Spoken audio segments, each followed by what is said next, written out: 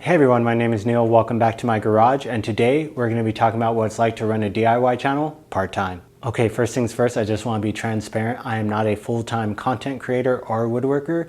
This is just something I do as a hobby, so I don't need this to pay the bills, so I'm coming at it from that perspective. Okay, here are some things I've learned running a DIY channel for the last 2 years. First, make sure you absolutely love DIY because it is going to take up a lot of your nights and weekends. You're going to need to build, because unless you have an innate talent where people just want to watch you stand and talk, you're going to be expected to build things during your DIY journey. So make sure you love it because you're going to be tested in ways mentally and physically yet in which you do not know.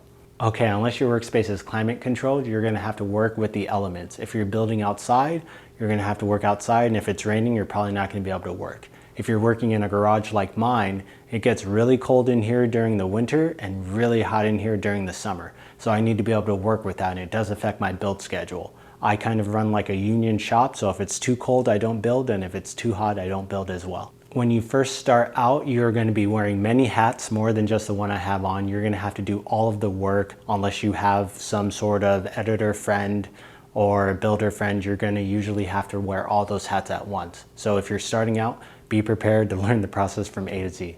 Okay, for the purpose of this episode, we're going to assume that the whole point is to upload DIY content, specifically long form content to YouTube. And in order to grow your YouTube channel, you really want to leverage the other short form content that you have available to you as far as Reels, Shorts, and TikToks. So here are the tasks that we're going to be talking about in order to get a video from concept out to a finalized product that you can view on your screen. First, you're going to want to think of an idea, and that's not easy to do, but you want to be able to find inspiration wherever you see it. Now, once you have an idea, it's very important that you get that down on paper so you don't forget it.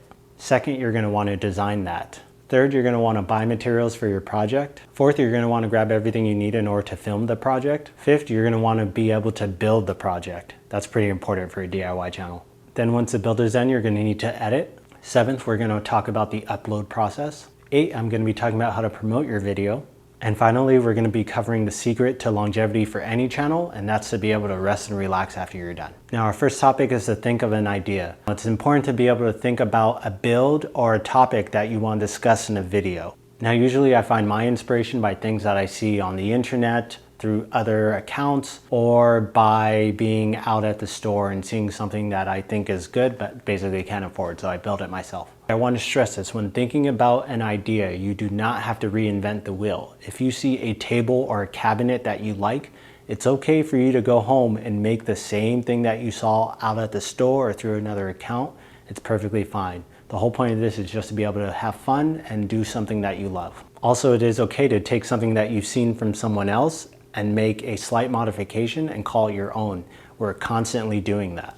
And here's what I mean by that. One of the earliest examples we have of what we would consider a modern day chair was created in about 3100 BC. And now flash forward to today, and you can see that people are still making chairs and feeding their families by doing that. So don't feel like you have to reinvent the wheel every time you need a new idea.